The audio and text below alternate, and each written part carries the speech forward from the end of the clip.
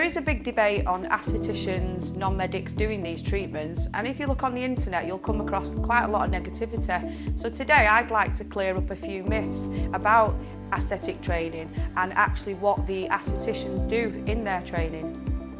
On a day-to-day basis here at Cosmetic Couture, we receive numerous phone calls asking, can beauty therapists do injectables? Are they going to get stopped? And at the end of the year, when the review is reported, will this prevent them from doing these treatments? And the answer is no. In this report from HE England, it quite clearly states that non-medics can actually do these treatments under clinical oversight, which is what we offer here at Cosmetic Couture. Beauty therapists have their own regulatory body, and here at Cosmetic Couture we have the ACPB, which stands for the Association of Cosmetic Practitioners of Britain. Here at Cosmetic Couture, our training from basic, intermediate and advanced is a minimum of 2 weeks training.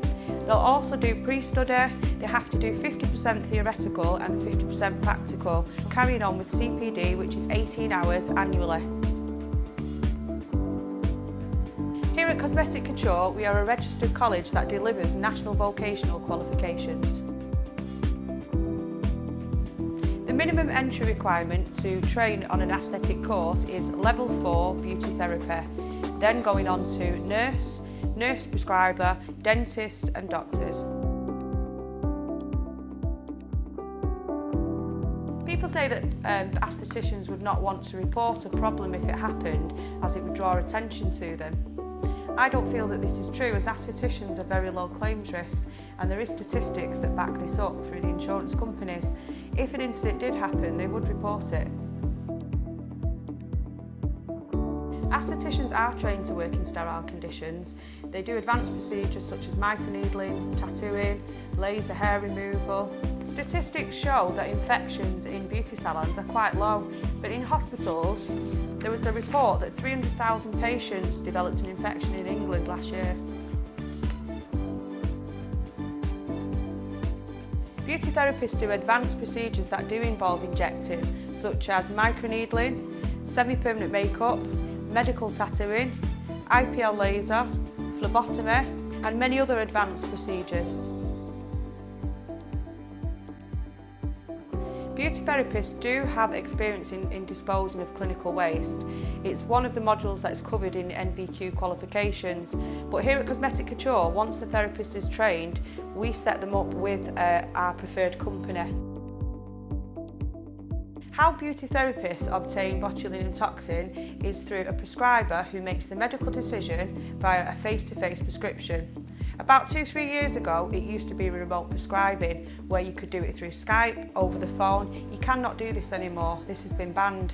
So if a prescriber is doing this, they should be reported.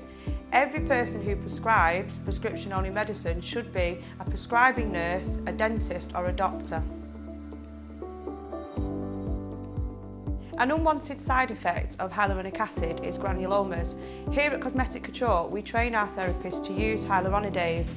If hyaluronidase needs to be used by one of our therapists, it will be prescribed by one of our prescribers.